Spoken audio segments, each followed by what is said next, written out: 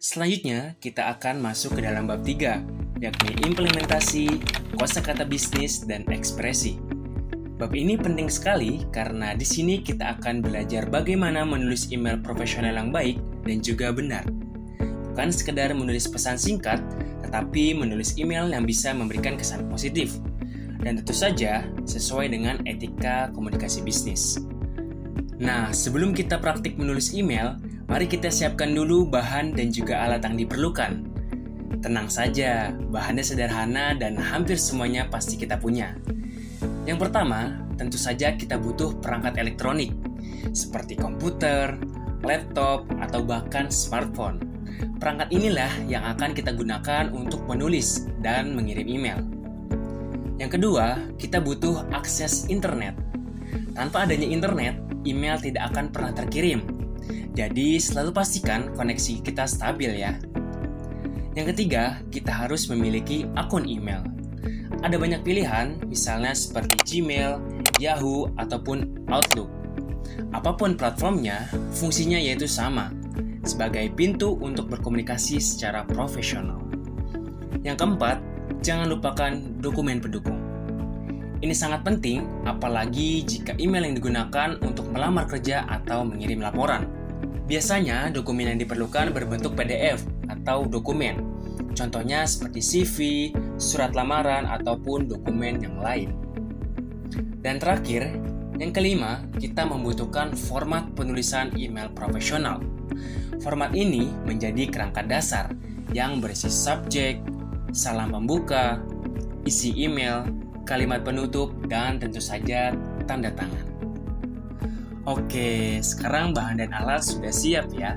Mari kita masuk ke inti pembahasan, yakni langkah-langkah menulis email profesional. Saya ajak teman-teman untuk memperhatikan dengan seksama karena langkah-langkah ini sangat penting. Dan kalau diabaikan, bisa saja email kita tidak dianggap serius oleh penerima. Langkah pertama, kita harus menentukan tujuan email. Sebelum jari kita mulai mengetik, tanyakan dulu pada diri kita, email ini sebenarnya untuk apa sih? Apakah untuk melamar pekerjaan, mengajukan izin cuti, atau hanya sekedar memberikan informasi kepada rekan kerja? Dengan tujuan yang jelas, isi email akan lebih fokus, dan penerima akan langsung mengerti maksud dan tujuan kita.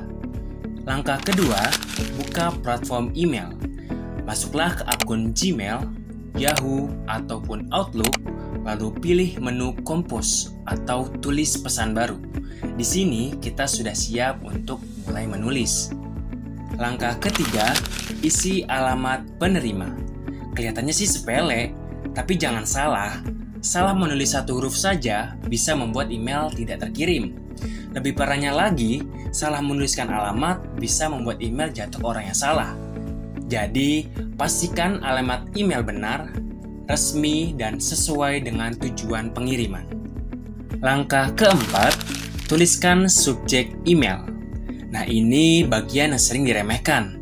Padahal subjek adalah hal pertama yang dibaca oleh penerima.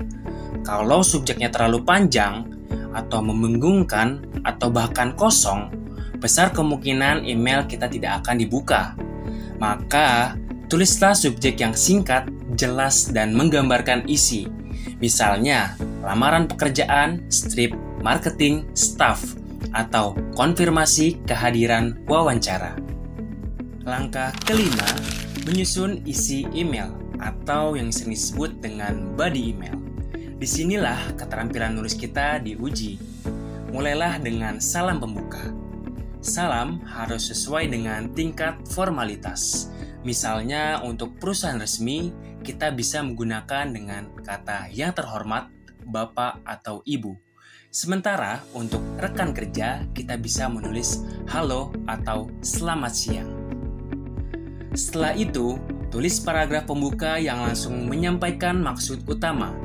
Jangan sampai bertele-tele, karena penerima akan lebih menghargai email yang ringkas tapi jelas.